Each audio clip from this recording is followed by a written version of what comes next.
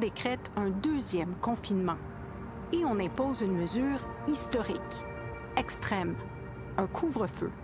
On va avoir un couvre-feu au Québec de 8 heures le soir à 5 heures le matin. Mais les plus difficiles, ça va être les 3-4 prochains mois.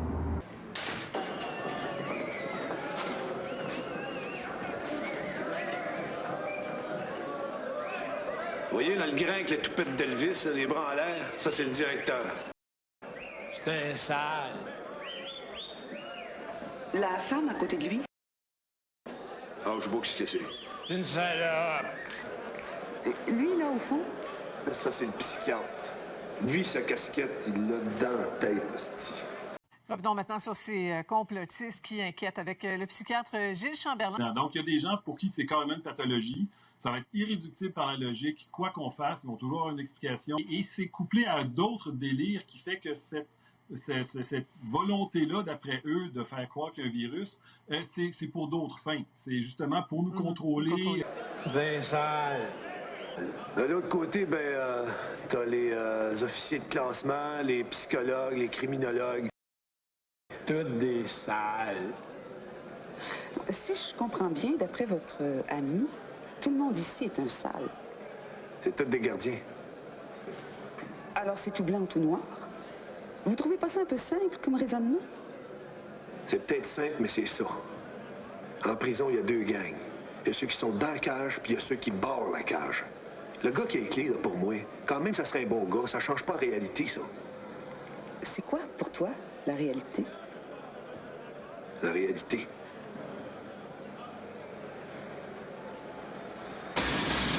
C'est ça, la réalité. Toi, quand les journalistes parlent de freak show, qu'est-ce que ça te fait? Les journalistes, je les ai de travers dans le cul. Vous trouvez pas ça, comment dire, un peu vulgaire? Moi, ce que je trouve vulgaire, c'est la prison. C'est une machine à scraper le monde, puis ça, c'est vulgaire. Ce serait peut-être une bonne idée si vous songiez à vous inscrire dans un programme. C'est pour nous autres, ou pour vous autres, ces programmes-là. Moi, je vous démontre que je suis arrivé à m'en sortir sans vos programmes. Vous avez pas l'air de comprendre qu'il y en a qui peuvent pas fonctionner dans ces thérapies-là. Force de vouloir que tous les prisonniers se ressemblent, puis que le sirop soit le même pour tout le monde. Pour certains, vous faites juste empirer les choses.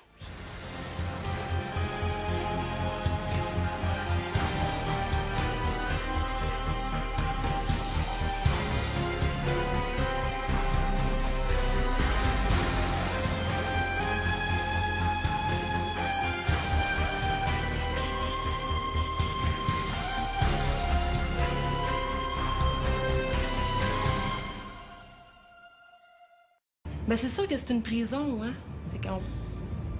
C'est des criminels. C'est sûr qu'on peut pas tout empêcher, on peut pas tout voir, on peut pas tout enrayer, là. Tous les jours, entre 8h et 11h30, les détenus sont libres de suivre des programmes de réhabilitation, d'occuper un emploi ou tout simplement de se distraire comme ils le peuvent. Il n'y a pas de cafétéria centrale à Donnacona. Pour éviter les mouvements de détenus, on apporte les repas dans chacune des ailes où ils se servent eux-mêmes. Au carrefour central de la prison, où on règle la circulation des prisonniers, les gardiens sont nerveux. On met des gants pour faire des fouilles, on met des gants tout le temps. C'est à cause du sida? C'est à cause du sida, c'est à cause de toutes les hépatites, c'est à cause des blessures qu'on pourrait avoir. Chez les détenus qui ont accepté de subir des tests de dépistage, environ 40% sont porteurs du VIH ou de l'hépatite. On a actuellement 2 officiers qui ont contracté le VIH à travers le Canada suite à des fonctions qu'ils occupaient.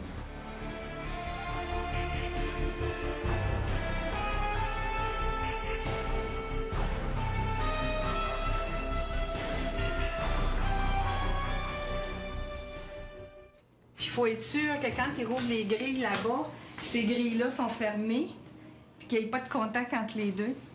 Alors, il ne faut pas qu'il y ait de contact. Ça peut venir être violent, c'est sûr. Là. Ça fait partie de la game. Hein? Parce que la façon dont vous êtes séparés, les contrôles sont stricts. Là. Ils s'arrangent c'est sûr, ils s'arrangent pour pas qu'on se rencontre, c'est sûr. Est-ce qu'on s'habitue à cette vie-là? Non, c'est habitué. C'est habitué. Non? Ben non. Pour contrôler la situation, surveiller quand la tension monte et prévenir les coups, Donnacona possède tout un réseau de passerelles d'observation auxquelles nous avons eu accès, d'où les gardiens surveillent les détenus à leur insu. Ces détenus-là sont sur le PCP. Ils n'ont aucune douleur, ils n'ont aucune sensation, ils ne sont pas dans la réalité du tout.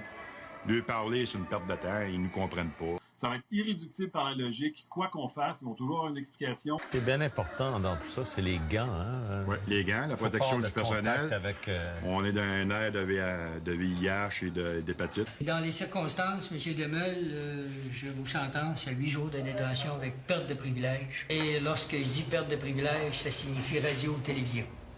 Cela veut dire aussi plus de contact avec les autres, plus de gym non plus. Entrée générale en cellule, entrée générale en cellule.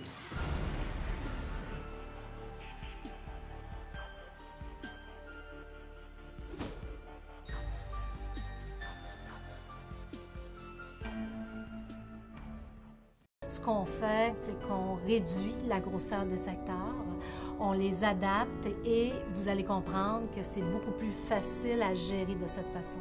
Les programmes carcéraux, que ce soit la bibliothèque, les différents programmes d'alphabétisation, mathématiques, l'emploi, etc., permet aux détenus ou prévenus d'être occupés et de penser à autre chose que son incarcération à proprement dit. Bon, on a une partie de la clientèle qui peut avoir accès à des activités de travail.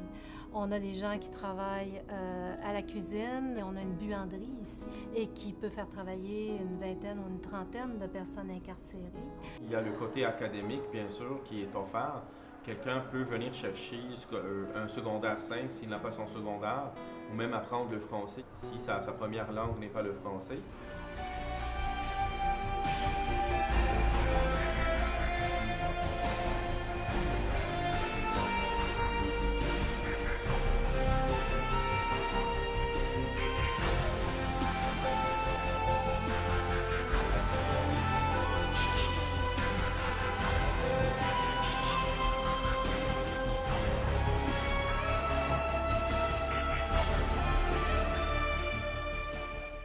Bien évidemment, sont incarcérés, hein? C'est la perte de la liberté.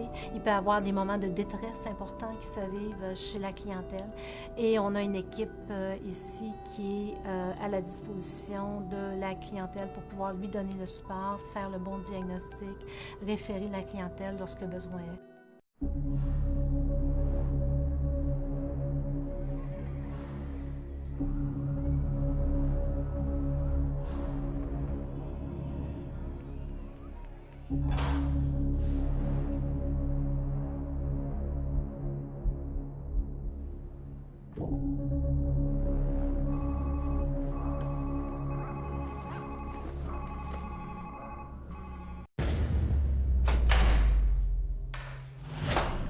L'esprit d'un homme emprisonné ne fonctionne pas de la même façon que celui d'un homme libre.